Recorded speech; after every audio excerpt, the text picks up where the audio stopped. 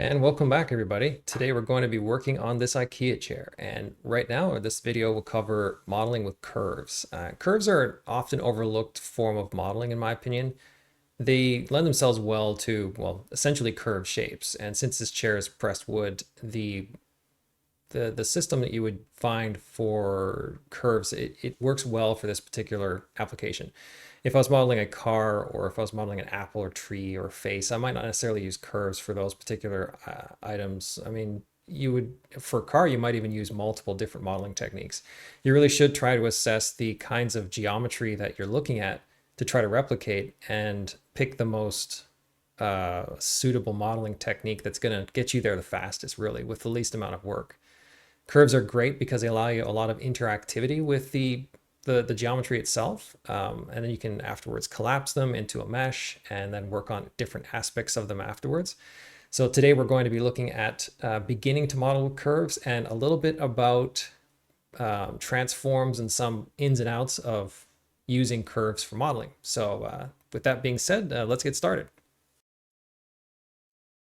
So first thing we need to do is we need to look for our references. So for this particular chair, since it's a bent wood chair from a big brand store, we have pretty good references. So right here we have Pure Ref, of course. You're going to need Pure Ref, and you're going to need Blender, of course, and you're also going to need GIMP for this particular course. So we can see different references here. The one we're concerned about right at the moment is the measurements. So we need to lay out a grid in Blender. Let's just do that quickly. The numbers I'm pressing, or the keys and different shortcuts I'm using, will be in the bottom left corner here. This was number pad 1 for looking down the y-axis. This is looking down the z-x-axis, and this is from the top. So down the z, if you want to flip it around, you press 9 and it flips it end for end. So firstly, I'm going to shift middle mouse button to pan without changing the perspective. Firstly, it looks like we have 100 centimeters by roughly 82. Yeah, so we're going to add a box or plane. There's several ways of doing this. The simplest one at the moment is simply to add a plane. I'm going to change that so it's rotated on the X by 90 degrees. X is always the red axis, or the red line. And we're going to change its dimensions to fit the dimensions that we're interested in here. So 82 by 100. So on the Z, actually, first of all, notice something here. The X is rotated by 90 degrees. So if we were to change the Z like we wanted to I think it was 100, it wouldn't do anything. It's because it's a two-dimensional plane, and it's referring in this dimension box here, it's referring to its local coordinates. So if we change to local, we can see it's actually the y coordinates. So if we change that to 100, it changes. So if we want to change this, because up here it shows rotation at 90 degrees, what we do is we'll go into Object. I don't usually use this menu. Transform. Yeah. No. Okay, so I'm just going to press, use W as well. No. Okay, so I'm just using spacebar, transform, apply, rotation.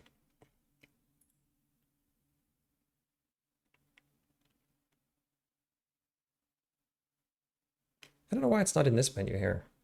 Oh, it is. Okay, so object, apply, rotation, scale, transform. So all it does is bakes in the transforms to your object that were otherwise saved.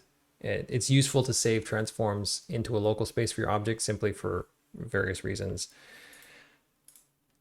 So there's global, and there's so now we can see that it's stretched, but that's fine. So we're going to finish the box. So it's 100 centimeters tall by, we're going to be looking down the y-axis is going to be the side of the chair, so the profile. And down along the x-axis is going to be the front of the chair. So 82 centimeters is the other one along the x. 82. set to 0. So now we're going to transform, apply, rotation, and scale. So now we have a box that's roughly the dimensions that we need for the chair, but it's way too visible. So a couple of ways you could do that is come over here to our properties menu, or it's called, properties. And we're going to select this box thing for the editing the properties of the box. Going to go down to visibility, viewport display, wire, so that it just shows up as a wireframe. And we're also going to put this in a new collection. It's better to start organizing your scene now before it gets too complicated. Just going to make a new collection. We're going to call this collection measurements. And this is just going to be, doesn't really matter. So that's the primary profile. And we now have a seat profile here. The seat depth, it's 50 centimeters by 42. So we're going to take this, Shift D, duplicates, and we're going to change this. I think it was 50 wide, 42 tall. So Z is 42. It doesn't have to be super exact. 50. So now, since the front of the chair is going to be over here, we're going to turn on this vertex, snap to vertex, and we're going to press G. If you're looking down one of the axes, whenever you move something, it's always along that axis. It's essentially synonymous with grabbing this little box here. The reason it's a green box is that it's moving it along the Y exclusion axis. So it's excluding Y from all the translations that you're applying to it. That's what that particular color means. As if you're looking down the Y axis itself, which is essentially what you're doing. So just gonna move it a little closer, and then we're gonna press G, hold down Control. And if you have vertex selected, what it'll do is it will, under the snap menu, Control activates snapping. It'll snap to the vertex. So now we have the second box, because if you'll notice, it looks like the depth of the seat goes to 50 centimeters from the edge, the outer edge, and 42 from the ground. So that looks like all we need from the side. And then we're going to go to the other side, which is the front. Just going to duplicate that, pressing R90, and then we're going to specify along the Z-axis. So R90Z rotates it along the Z-axis. And this one's going to be, there's only one measurement here. So it's 68 centimeters wide. We're going to just make it 68 by 100. So along the, and see, you'll notice that again, it's rotated on the Z-axis. So along the 60, we'll just change it to 60. And it'll change that because that's the local coordinates for it. 68. 68. And the next one is 100. And again, we're going to do the same thing. I'm going to press G just to move it closer. Except I'm going to, move it closer like this. I'll have it centered. No, the object is going to be centered. Yeah, so we don't want to change the Y translation of this particular measurement. It's just measurement, so it doesn't really matter at the moment, but I'm just for the sake of it, G, and then I'm going to constrain the transformation to the Z-axis by pressing Z, and then I'm going to hold down Control, and it'll snap the current closest element that's selected up here, because see, I have it selected closest, to the other one that I've moused over. So Control allows me to snap the entire thing based off of the closest vertex. So now we have this nice box. We're just going to bake in the transformations just for continuity. Rotation and scale. Transform. This one looks like it's I'm going to go into edit mode and scale 0 Y. So I don't know why it still looks like it's fat. It should be completely two-dimensional. Maybe it's just the lines on Blender. So yeah, it's the selection box probably. Okay, it doesn't matter. So we're going to apply this one as well. Apply rotation and scale. And the second one is here somewhere. The one doing the same thing. It's probably not necessary. And we're going to transform, apply, scale. What's that? All transform, yeah, whatever, it's fine. So now we have this nice set of 3 boxes. To begin our actual design with, but I want to base the design so that the chair is, the bottom of the chair is equal with this plane. So I'm going to select them all. And I'm just going to move them up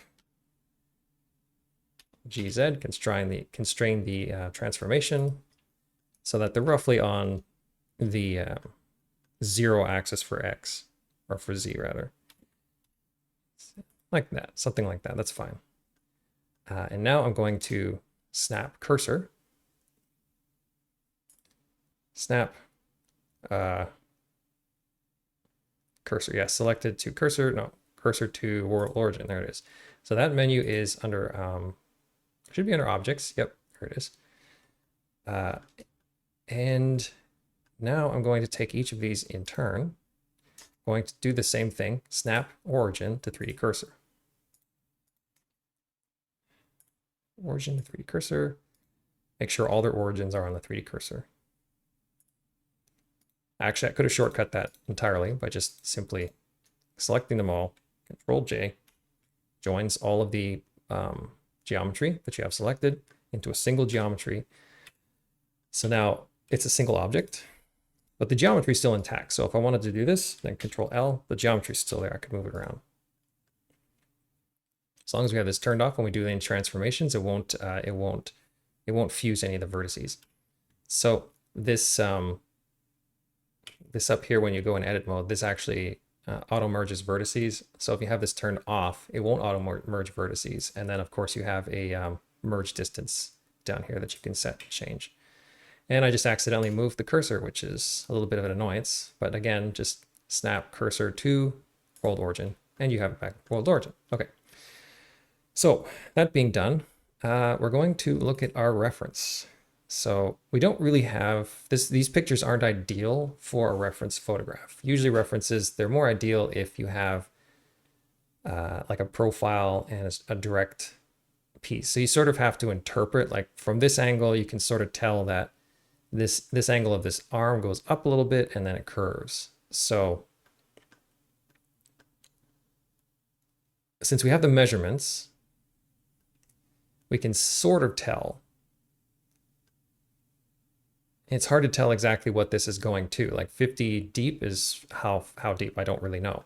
So what we're going to do first is we're going to establish the primary lines. And the primary lines for this, since it's a bent wood chair, it's pressed and it's fabricated very much the same as a skateboard would be. So there's layers of wood that are placed into a mold and glued together all at once to make this really nice curved form.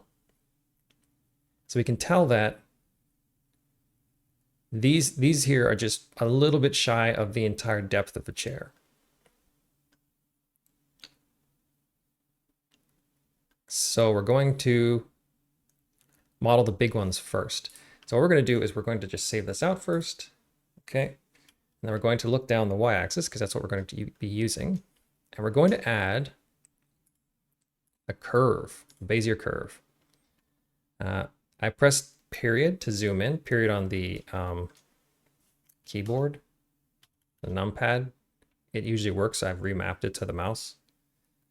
Just a button on the mouse. It's a little more convenient. Okay, so I'm going to rotate this because curves are a bit strange when it comes to rotation. They kind of like certain rotations. So the curve is now rotated. It's also very, very small. So what we're going to do is we're just going to go into the curve, and this is a process of basically making this profile with curves. And we can see this line out here is our primary line. This is where the end of the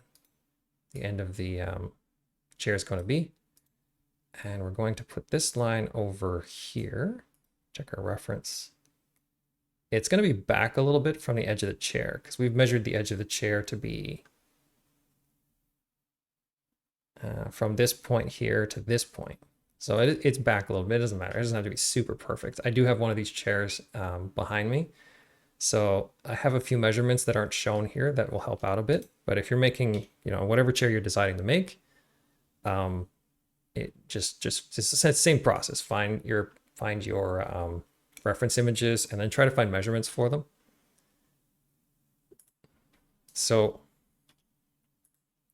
I believe it's about seven centimeters from the part that protrudes. So what we're going to do, we're going to take this and we're going to split it like this. Now, this doesn't help a whole lot. There's a couple of methods to measure things accurately in Blender. One of them is actually a plugin for Blender itself. I'm pretty sure it's not included in the plugin references. So we're just going to check here. Yeah, so you want to make sure this is ticked if you're going to use this particular method. This is called measure it, and it allows you to measure things very precisely in Blender. You have to have your scene set up correctly. So I'm going to go into, I think it's in all of my scenes are set up so that whenever I load a new image, a new scene, it has a lot of these things set up automatically. It's in scene, here it is. So units under scene properties. I have it set to metric, and the unit scale is default, it's just 1. So all you have to do is go in there and change it to metric. If you're substituting this for imperial units for the American watchers out there, then it's the same idea. You just substitute it for imperial units. So, or the, imperial units. So we just select 2 of these vertices like this, and we're going to go into view, and then down at the bottom here, there's a little tab called measure it. And if we click segment, nothing happens. Well, we're going to show segment. Now we've got something cool going on here. That's 0.04 meters, the distance between these 2 vertices. We're going to change this. I don't want it to show me meters. There it is. Centimeters should be fine.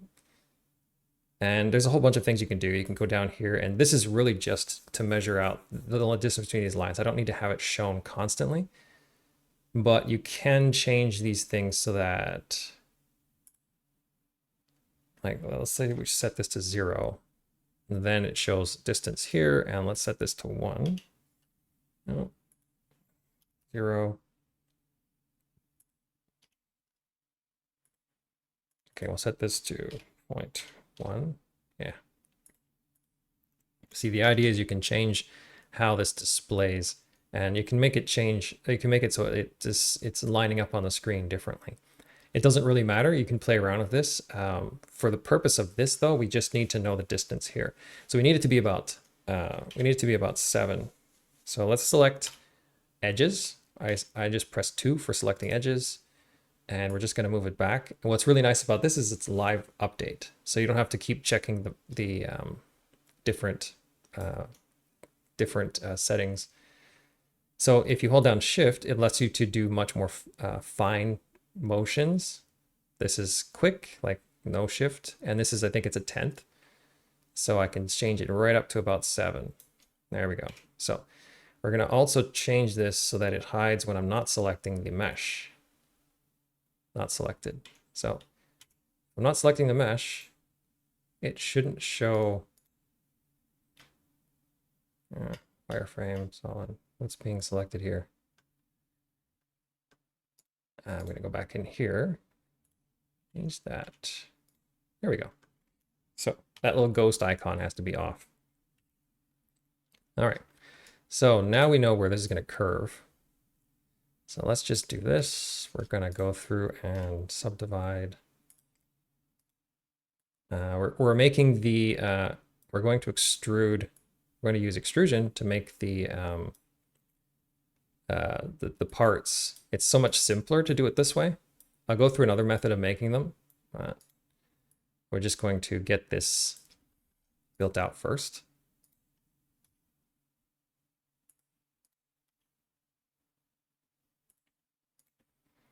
And we want it to be, you know, I mean, according to the reference image, it's flat all the way up to here, and there's like this radial curve here. So I'm just going to pull this out like this, make sure this is flat. I can actually G, Z, and snap it. So they act like vertices. And then this one gives me that nice little curve. And then if I press E for extrude, it gives me another one. Rotate.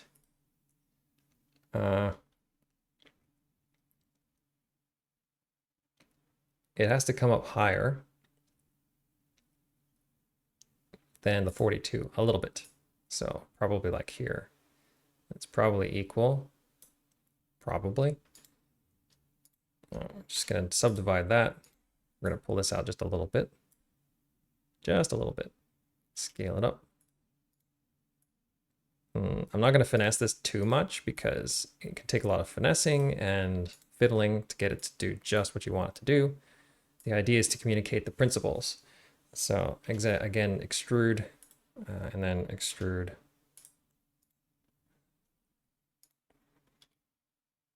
So again, if you need to see what exactly I'm using to manipulate these different nodes, you can see it in the bottom left corner.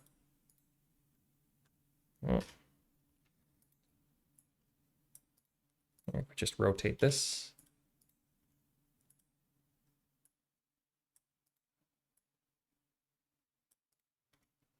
And a lot of this requires, it's basic modeling. I mean, it all requires a lot of fiddling to get things to work correctly.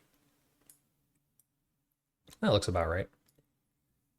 So it probably comes a little bit short because I believe the back bows out a bit. And it elevates a little bit according to this picture here. So we're going to elevate this, and it's going to come a little short. W subdivide.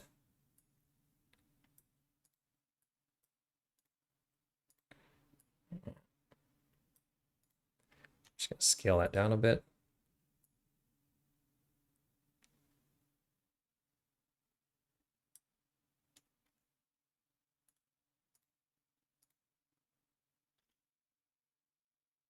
I'm going to give it a little more softness here in the corner.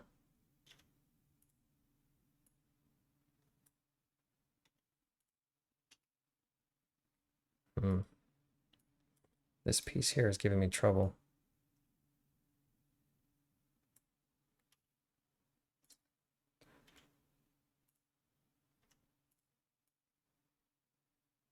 Yeah, that looks about right, I guess. Yeah, okay. So this is going to be, again, it's curved a little bit here, not a lot. Curve a little less.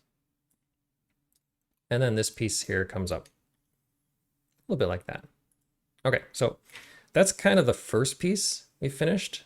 I'm going to name that something. It's actually a little hard here in the corners. I'm just going to scale the corners up because otherwise you kind of notice the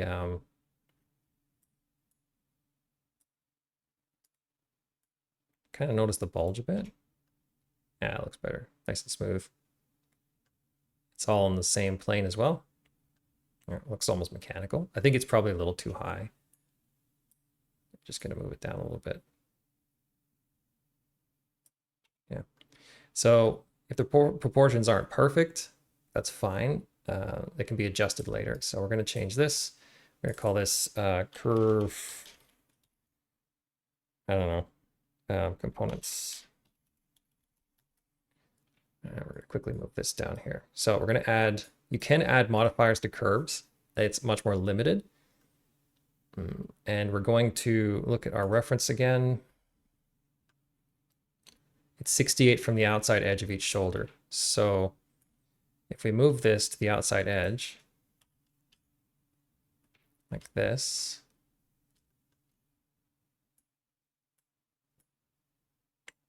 and then we're going to change the location of its,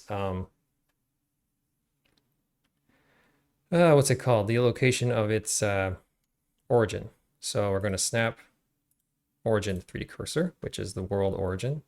Everything's we're going to do here is going to be centered on the world origin for the bottom middle of the chair. Just makes a few things easier.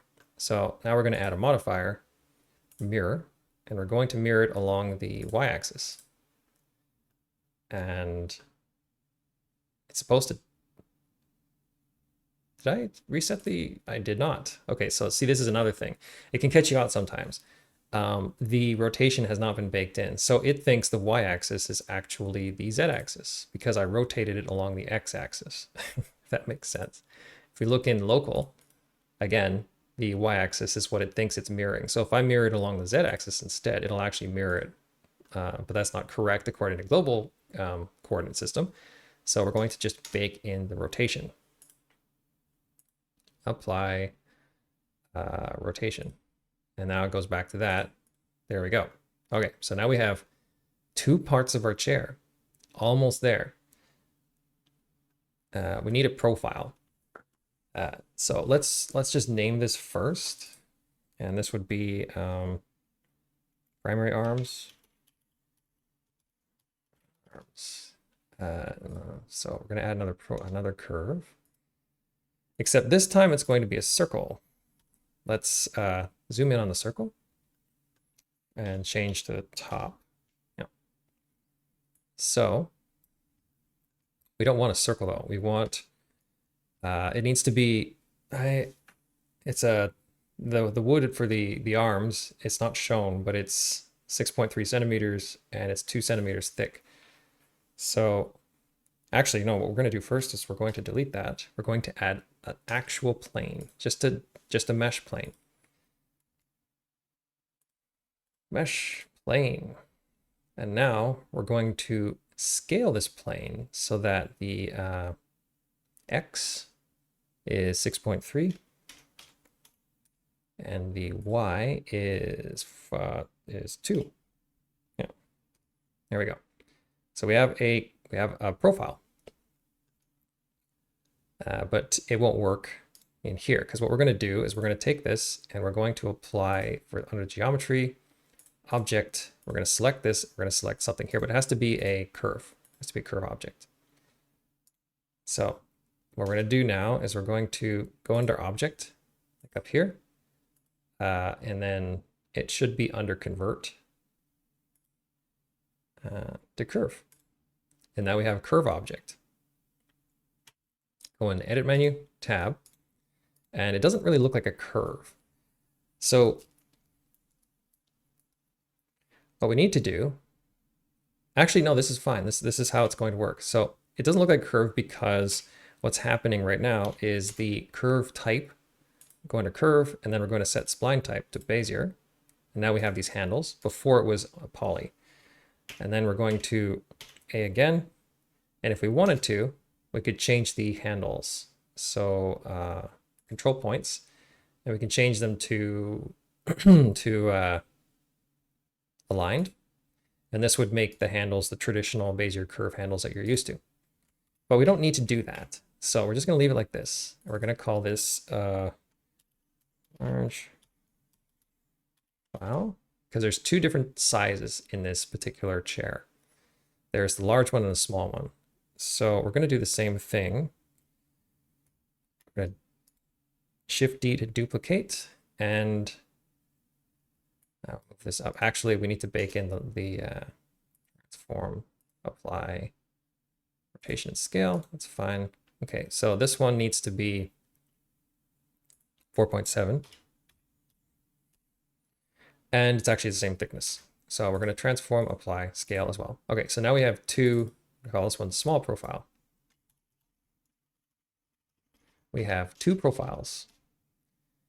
And we're going to use the first one with our, we're going to move them out so we can actually see them a little better. And we're going to just fill in this object with the first profile, just like that. So now we have these very, very, very quick, these limbs, these quick limbs. They're really, really neat to play with curves this way. So we're going to do a couple things. We need to check the face orientation. It's incorrect. So the red is the back side of a face and blue is the front side. Essentially, the normal is for a face to be pointing inside if the blue is inside. So what we need to do is go back into here, these guys, this guy here. We're going to select them all. Then we're going to go into curve. Press W for the context menu. It's also up here too. So I'm pretty sure it's up here. It's not up here. Segments? Switch direction. It's under segments. Okay, whatever. So just switch direction for the curve. I'll show that closer up here. So under the context menu, it's a bit easier to find it. If you don't want it under context, it's under segments. So under context menu, switch direction. So it swaps the direction the curve is moving. The curves have a direction as well. So we're going to just switch directions. There we are. And if we go into these, now this curve is essentially, it's a procedural surface. It doesn't use geometry nodes, but it's a procedural surface. So let's go in here, and we already have a mirror modifier applied. So let's apply a bevel modifier. The bevel modifier is interesting because you can apply a bevel modifier simply because this curve is now an actual surface. And let's change this to 0.1. And now we have edges on our curve. This is really cool. So let's see what's happening in wireframe and turn off face orientation. So with our bevel modifier, we can change the bevel modifier. And this is all procedural. So if I wanted to go back in here and change these because they weren't correct, I could do that. And it changes everything with the curve. It's a really cool way of interactively modeling your very specifically sloped or angled surfaces. This also allows you to have a lot more geometric detail in like certain areas here. So if I wanted to add more detail along this here, I could say, okay, so there's not enough detail here. It's a little bit sparse. So I'm going to just subdivide this and it gives you more detail. It's really cool. Another way to add detail, of course, is to go into the curve here and just add resolution. You don't want too much. I mean, it depends on what you're doing with it. So what we can do now is actually go in solid. This is all just like for the sake of previewing this because a lot of these things will be changed afterwards.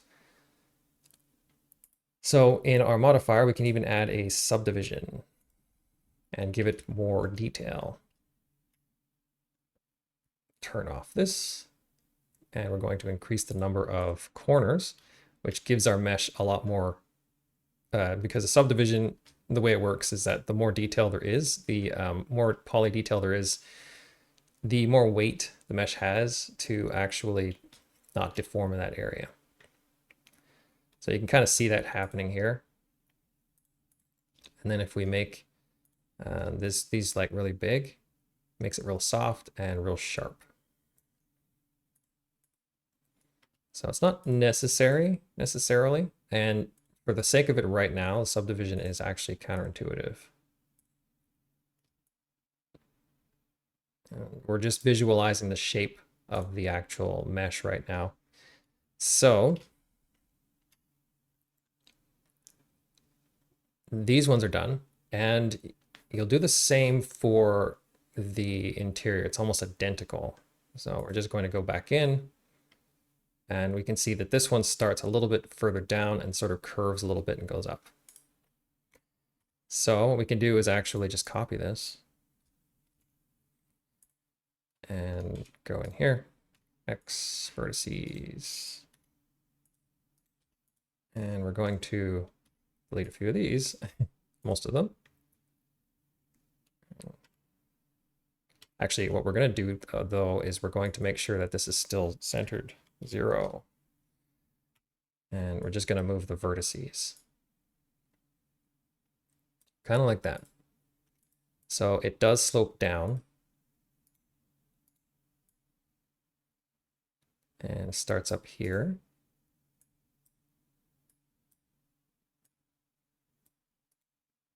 So you get the idea. This is actually a really nice I'm going to show you how you might do this without using curves, just for the sake of it. It's not as intuitive, that's for sure.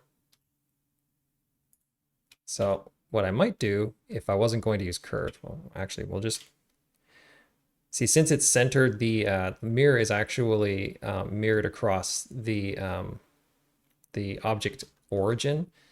If I change the vertices that define the curve itself inwards like this, then I can change both sides. It's a way of speeding up your modeling process by using the mirror modifier. And we're going to also change this one so it doesn't use a large profile, but instead uses a small profile. And again, you have to check your face orientation because I believe I didn't reverse the small profile. Yes, there we are. So context menu, switch direction, boom. And now we're going to look at the top, zoom in a bit. GX, or is it Y? Y is the way it goes. So just like that. You want to make sure it's not clipping through because substances in real life don't clip through each other.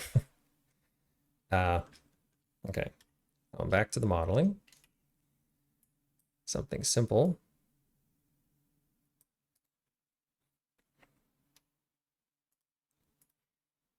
It sort of goes up and then curves a bit. So like this.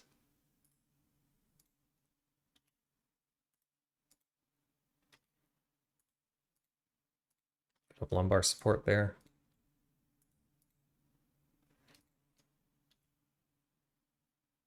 And actually you can see the seat depth here. That's definitely what it was referring to.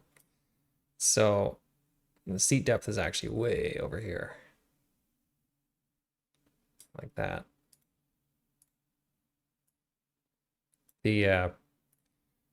It's measuring 50 centimeters between the edge of the seat here. So it sort of gives you an idea of how much this is sloped. It helps a lot if you have a profile picture of your chair. So if you're going to pick a chair just to practice on, I would suggest finding one that actually gives you a very good isometric profile picture, or orthographic, excuse me.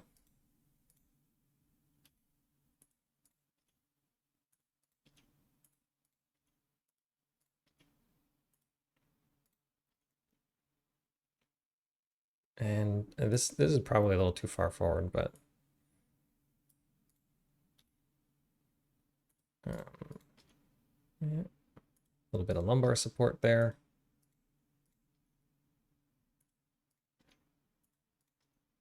That's probably too much detail.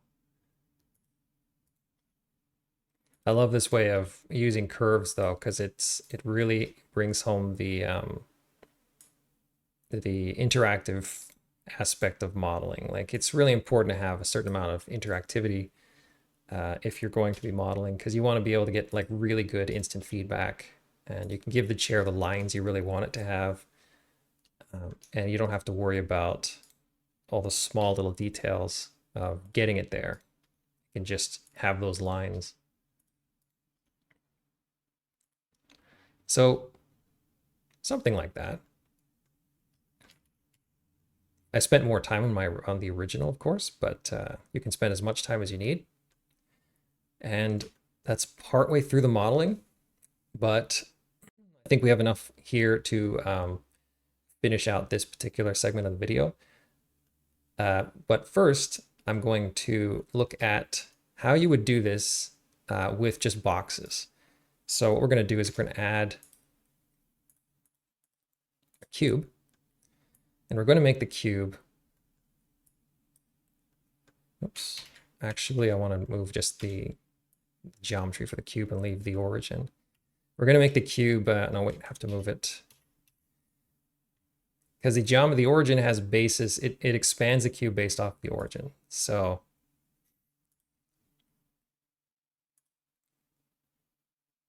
there we are. So this one was 6.3 by 2. So the Y is 6.3. Look around my mic. Why is 6.3? Okay, so now what we're gonna do is we're just gonna move it out. This is what you would do if you didn't want to use curves. I don't know why you wouldn't want to use curves. They're very useful in this particular application, just because the geometry, you try to figure out which geometry modeling technique is going to be best suited to whatever the subject is. So this particular thing has a lot of curves in it naturally. It's actually just a curve. You could distill the essence of this entire piece into a curve. So it works really well to use curves. Not everything is going to be easy to model with curves. So you kind of want to go with direction you find would be easier to model. So what I would do is I would basically just use traditional polygon modeling techniques. Just put a few loops through that, and then I would have to go through and like, it's like 3 here from the side. I would probably rotate this, and then I would extrude it, and then I would move it, rotate it, G. And then what I would do before I got too far into it is I would add a subdivision modifier. Actually, I'd add a bevel first, just to quickly give me the edges I need. And then 0.1. Then I would add a subdivision modifier. And that would give me the edges I need to actually see what's going on.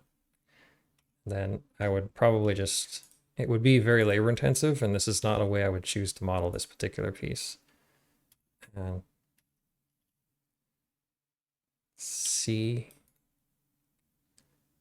X, 3 extrude, G. There's ways of turning, like you could turn this entire piece around if you wanted to make a really nice, perfect curve. In a way that might look a little bit weird though, because a lot of the times, most of the times, curves in design are not always perfect. They have a certain amount of character to them. So you would go through this whole thing very, very labor intensive. I mean, you get the same result essentially, a very similar result. The thing is with this result though, is you can't actually modify it. You can't go through and let's just shade smooth here. You can't go through and change the curve afterwards because it's all poly modeling.